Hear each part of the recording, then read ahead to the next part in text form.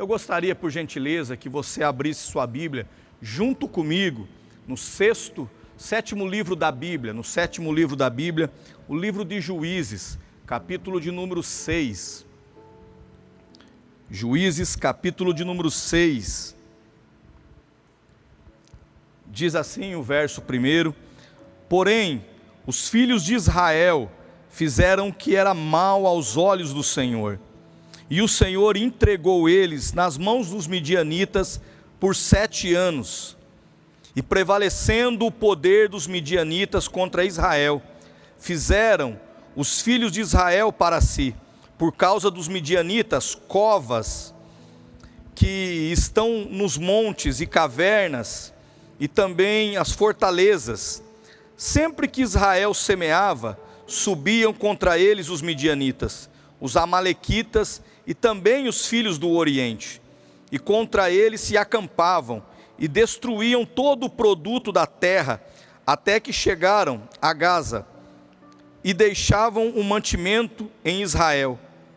Nem ovelhas, nem boi, nem jumento, nada eles deixavam em Israel. Subiam com seus rebanhos e tendas, como um enxame de gafanhotos. Eram tão numerosos que nem se podia contar. Nem também os seus camelos entravam na terra para destruir.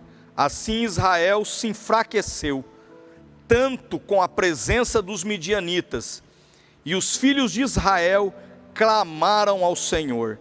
Clamaram eles ao Senhor por causa dos midianitas. Verso 11 diz assim: E o anjo do Senhor veio e assentou-se debaixo do carvalho que está em Ofra, que pertencia a Joás, Abiezitra, onde Gideão, o seu filho, estava malhando o trigo no lagar para esconder dos midianitas. E quando o anjo do Senhor apareceu a Gideão, lhe disse: O Senhor é contigo, homem valente. Até aqui, vamos orar, rogando ao Senhor que fale conosco por meio da sua palavra. Pai, em nome do seu Filho Jesus, nós te louvamos, Senhor, através dos cânticos espirituais que foram entoados aqui, através da banda. Pai, neste momento, o momento da sua palavra, que o Senhor ilumine o nosso entendimento por meio da sua bendita e santa palavra, para que possamos sair, Senhor, fortalecidos, edificados. Visita, Senhor, essa pessoa que está na sua casa, no seu trabalho, ou em algum outro lugar nos acompanhando nessa transmissão. Visite ela, ministre a tua palavra ao coração dela, na autoridade que há no nome do seu Filho amado, Jesus. Amados irmãos, eu quero compartilhar com vocês uma palavra da parte do nosso Deus, cujo tema é atitudes de fé em meio às crises. Atitudes de fé em meio a esse tempo de crise. Nós vemos aqui que pelo fato dos filhos de Israel terem desobedecido a Deus, terem abandonado ao Senhor e terem se voltado para buscar os deuses estranhos, para buscar Baal, Astarote e tantos outros deuses, nós vemos que o Senhor entregou eles como forma de juízo na mão dos midianitas. E passou o primeiro ano, os midianitas invadem Israel, saqueiam toda a plantação de Israel, não deixam nada para que Israel pudesse se alimentar. Eles também pegam as suas ovelhas, os seus bois e todos os seus animais que ali estavam. Só que note que passado o primeiro ano, não houve nenhuma atitude de fé de Israel diante daquela situação que eles estavam enfrentando.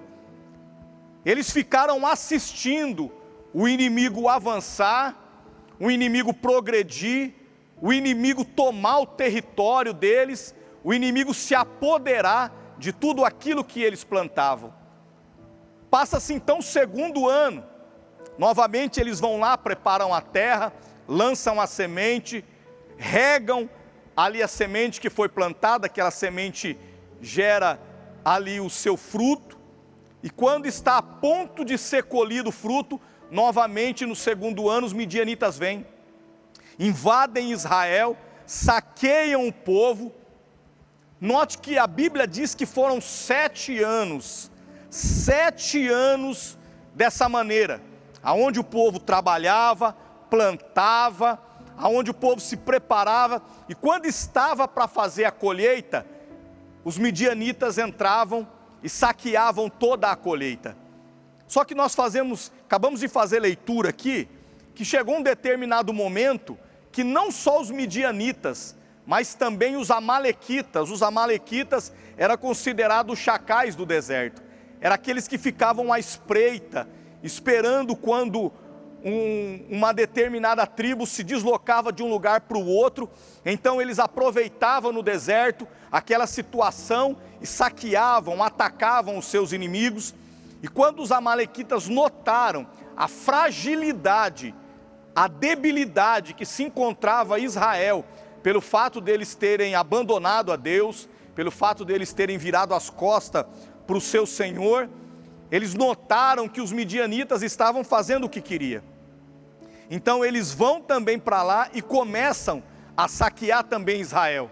E a Bíblia diz também que os filhos do Oriente também foram até lá, invadiram, se apoderaram de Israel. Por que isso se estendeu durante 7 anos? Porque se no primeiro ano que aconteceu isso, Israel tivesse uma atitude nobre, sincera, para com Deus, de se arrepender dos seus pecados, e se voltasse para Deus, clamando a Deus, Deus teria enviado socorro para Israel. Deus teria levantado um juiz naquele tempo, como um homem que iria julgar aquela nação, e iria tirar aquela nação daquele caos. Mas durante anos, eles ficaram assistindo, de braço cruzado, o inimigo avançar, o inimigo se apoderar, o inimigo tomar território, o inimigo se apossar de tudo aquilo que era deles, que era de direito deles, da sua família, dos seus filhos. Então a gente vê como Israel, como esse povo, muita gente sofrendo, porque às vezes não tem uma atitude de fé, diante de uma situação, diante de uma adversidade, diante de uma problemática que se apresenta diante dele. Passou-se então 7 anos, e após 7 anos, aonde Israel já não aguentava mais, aí a Bíblia diz que Israel então começa a aclamar o Senhor. Eles começam a clamar a Deus, e quando eles começam a clamar a Deus, aquela atitude de fé deles, de clamarem a Deus no meio daquele problema, fez com que Deus olhasse para um moço chamado Gideão. A Bíblia diz que Gideão estava no lagar malhando trigo. Nós bem sabemos que lagar não era lugar de malhar trigo. O trigo se malhava na eira. O lagar era o lugar onde se pisava a uva. Então a gente vê que Gideão, como uma atitude de fé, ele estava fazendo acontecer. Todo mundo poderia olhar para Gideão e dizer que Gideão estava louco de estar malhando trigo num lugar onde se pisa a uva. O lagar era como um poço grande onde se jogava as uvas. Ele tinha alguns canos já direcionado para que quando a uva fosse pisada, o seu suco escorresse para cada um daqueles reservatórios que estava em torno do lagar.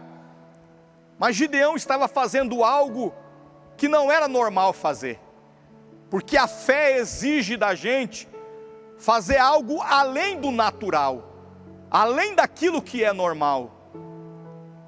E a Bíblia diz que quando Gideão está lá no lagar, malhando trigo, batendo trigo, preparando trigo, para poder levar um alimento para sua casa, aquela atitude de fé de Gideão chamou a atenção dos céus.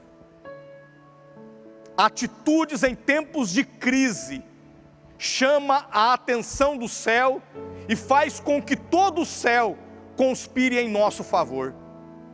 A atitude daquele moço diante da adversidade que Israel estava enfrentando, atrai o olhar de Deus. E a Bíblia diz que o anjo do Senhor se assenta ali próximo aos carvalhais de Ofra, a Briesita, pai de Gideão, e ele começa a observar a atitude de fé de Gideão em meio àquilo que eles estavam vivendo. Então note que uma atitude de fé atrai não só a atenção e o olhar de pessoas terrenas, mas uma atitude de fé atrai o olhar do próprio Deus e do céu para conosco.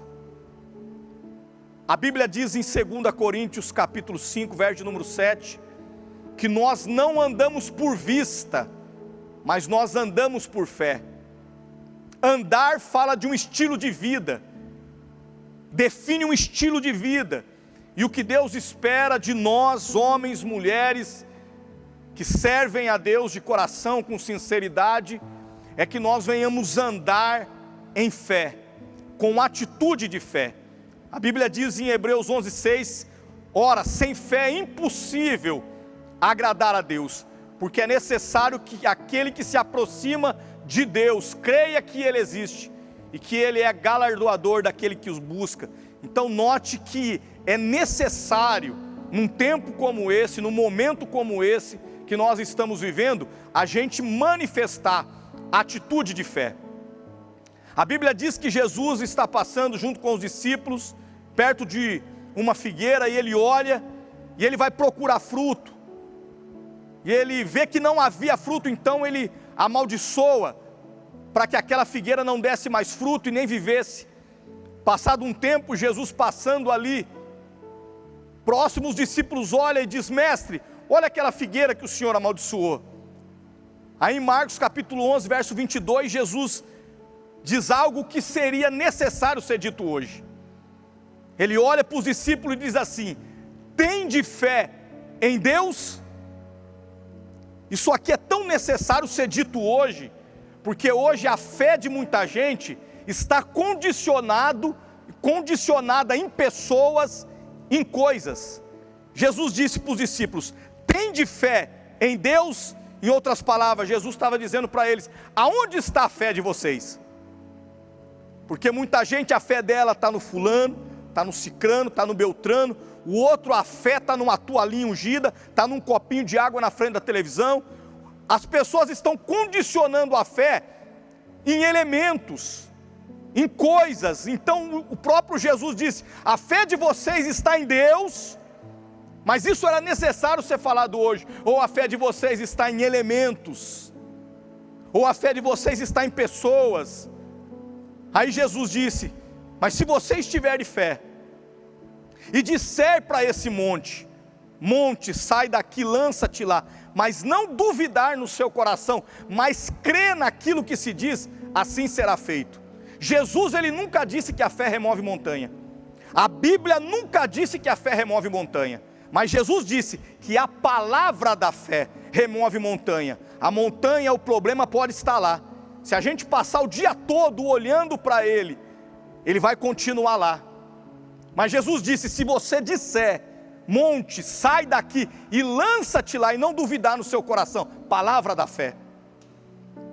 O que faz a diferença em tempos de crises é nós manifestarmos uma fé viva e autêntica, e entendermos também que a fé exige de nós essa atitude de declarar, de profetizar para o monte, para o problema, para a situação: saia daqui, saia da minha vida, saia da minha família, saia da minha saúde. A Bíblia diz em Hebreus 11:1, ora, a fé é a certeza das coisas que se espera e a prova daquilo que não se vê. Note que Marcos 11:23, Jesus ele diz que se a gente disser para o monte e não duvidar no nosso coração, mas se a gente crê naquilo que nós estamos falando, Jesus disse: assim será feito. Se a fé é a certeza, a maior inimiga da fé é a dúvida. Infelizmente a dúvida tem conseguido neutralizar e bloquear a fé de muita gente num momento como esse. Porque num momento como esse, em vez das pessoas manifestarem como Gideão, no meio de uma situação de dificuldade, no meio de uma situação adversa, aonde de um lado estava os midianitas, do outro lado também vindo para saquear os amalequitas, e além desses dois vindo também os filhos do Oriente para saquearem, para tomarem aquilo que era de Israel. Mas uma atitude de fé mudou todo aquele quadro. Toda a história de Israel começou a ser mudada por causa da atitude de homens e mulheres que começaram a clamar a Deus. Então, o que fazer quando nós não sabemos o que fazer? Primeira coisa é clamar a Deus. É clamar a Deus, porque quando nós clamamos a Deus, em toda a escuridão que nos rodeia, de problemas, de dificuldade, quando nós clamamos a Deus, Deus ele ilumina o nosso entendimento e nos dá uma direção e uma saída em meio àquela problemática. Então, quando nós vemos Gideão ali malhando trigo no lagar, nós vemos que a atitude de fé dele atrai o olhar de Deus. E quando o anjo do Senhor chega perto de Gideão, o anjo do Senhor diz para ele: Gideão, o Senhor é contigo, homem, varão valente, valoroso. O Senhor envia o anjo se apresenta dizendo para Gideão que ele era valente, que ele era valoroso. O Senhor estava liberando uma palavra de ânimo no coração de Gideão, porque muitos poderiam aparecer e dizer: Gideão, você está louco, por que você está fazendo isso? Ninguém está nem aí com Israel, o povo virou as costas para Deus, o povo desobedeceu a Deus, e como juízo, como reprovação divina da parte de Deus, nós estamos vivendo todo esse caos. Então o Senhor se apresenta através daquele anjo e fala para Gideão: o Senhor é contigo, homem valente, varão valoroso.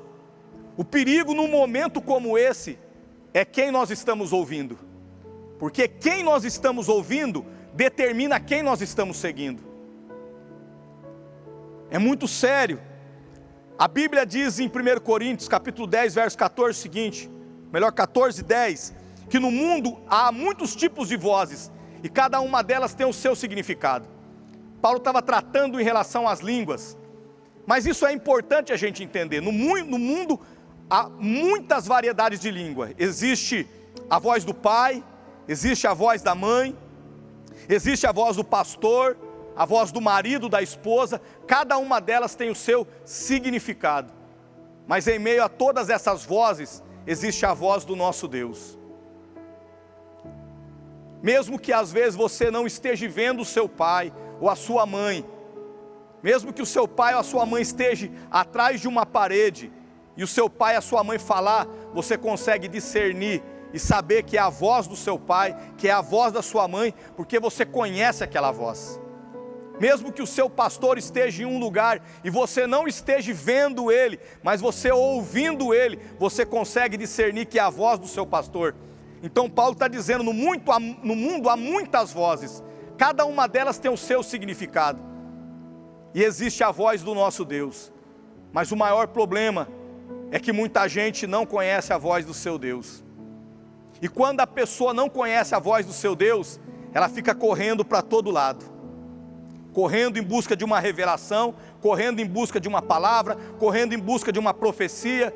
Mas o povo que conhece a Deus, diz a Bíblia, não será envergonhado. Então nós precisamos conhecer a voz de Deus, porque em tempos de crise, Deus fala com o seu povo. Fala com o seu povo para dar direção. Deus fala com o seu povo para dar sabedoria. Deus fala com o seu povo para mostrar uma saída em meio a toda a dificuldade que o seu povo está enfrentando. E quando o Senhor libera aquela palavra, dizendo: Gideão, homem valente, homem valoroso, o Senhor é contigo. Deus estava dizendo: Gideão, continua nessa batalha, continua na sua fé, porque você não está sozinho. A fé, ela honra a Deus. E Deus honra a atitude de fé.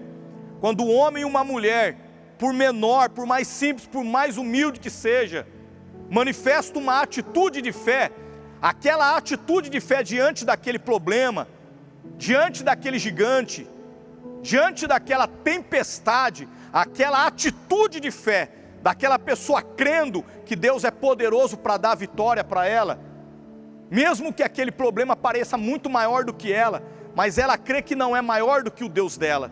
Então aquela atitude de fé honra a Deus. E quando a atitude honra o Senhor ele também honra a fé daquela pessoa. E quando Deus honra a fé daquela pessoa, Deus fortalece ela para vencer. Deus fortalece ela para superar qualquer situação. Quando Jesus libera uma palavra, em Marcos capítulo 5, dizendo para os seus discípulos: olha, passamos para o lado de lá. Eles entraram no barco e, segundo a ordem de Jesus, eles foram para Gadara. E no meio daquele trajeto, aonde eles estavam, quando eles estavam lá no meio daquele lago, se levanta uma grande tempestade, vento forte, uma tempestade que balançava o barco deles para lá e para cá. E em meio àquela tempestade eles se encontram em desespero, sem saber o que fazer, sem saber como agir, mas naquela hora eles olham e vê que Jesus estava no barco. E eles dizem: mestre, não se te dá que pereçamos, que morramos, o Senhor está aí dormindo e nós aqui a ponto de morrer, de perecer.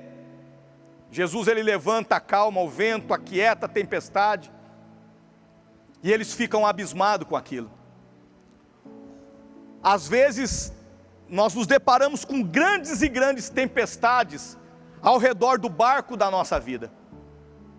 Não importa o tamanho ou a força da tempestade que nos rodeia, o problema é quando nós permitimos que essa água ela entre dentro do nosso barco a ponto de afundá-lo. Através de um desespero, através de uma angústia. Note que a presença de Jesus no barco não significou a ausência de uma grande tempestade. Mesmo Jesus no barco com os discípulos, a tempestade se levantou. Mesmo que a gente sirva a Deus, mesmo que a gente venha na igreja, mesmo que a gente faça parte de um ministério, nós iremos enfrentar grandes tempestades na nossa vida. Mas se Jesus estiver no barco junto conosco, a qualquer momento Ele vai liberar uma palavra de autoridade, uma palavra de ordem, e tudo isso vai ter que cessar. Gideão ele quer questionar o Senhor dizendo: mas Senhor, se o Senhor é comigo, por que tudo isso está acontecendo? Às vezes nós queremos agir também assim, com determinados momentos de questionamento. Mas se eu sou valente, se eu sou valoroso, por que eu e a minha família estamos passando por isso? 1 Pedro capítulo 1, verso número 6 e 7 diz que a prova da nossa fé, que é muito mais valiosa do que o ouro, que é provado pelo fogo, mas perece, redunde para Deus em glória, louvor e revelação para o nosso Senhor e Salvador Jesus Cristo. Quando nós enfrentamos determinadas situações e nós vencemos na fé aquele problema, aquela dificuldade, aquela provação, aquela tentação, quando nós manifestamos uma fé genuína, autêntica, e vencemos aquele problema, Deus ele é honrado, Deus ele é glorificado, e aquilo volta para Deus como honra, como louvor e como glória. Deus é glorificado quando eu e você, meu irmão, manifestamos uma atitude de fé diante das grandes adversidades e das crises da vida. Mesmo que você esteja enfrentando grandes tempestades ou grandes problemas na sua vida, manifeste uma fé diante de cada uma dessa situação. A diferença daqueles que servem a Deus e daqueles que não servem num momento de crise como esse, é que aqueles que não servem a Deus estão desesperados, estão se descabelando, estão tentando tirar a própria vida, mas aqueles que servem a Deus sabem que não estão sozinhos, que tem um Deus que peleja e luta em favor de cada um deles. Que a palavra do Senhor visite você e também visite a sua família. Na autoridade do nome do Senhor Jesus. Atitudes de fé em tempos de crise e num momento como esse, exige de mim e exige de você atitudes de fé que vão fazer toda a diferença e Deus será glorificado. Fica com essa palavra no seu coração. Que o Espírito Santo continue falando ao seu coração, ministrando na sua vida de forma poderosa. E você decida, a partir de hoje, a não reclamar, a não murmurar, a não desistir, mas a manifestar uma fé poderosa para que você vença tudo isso na autoridade do nome do Senhor Jesus.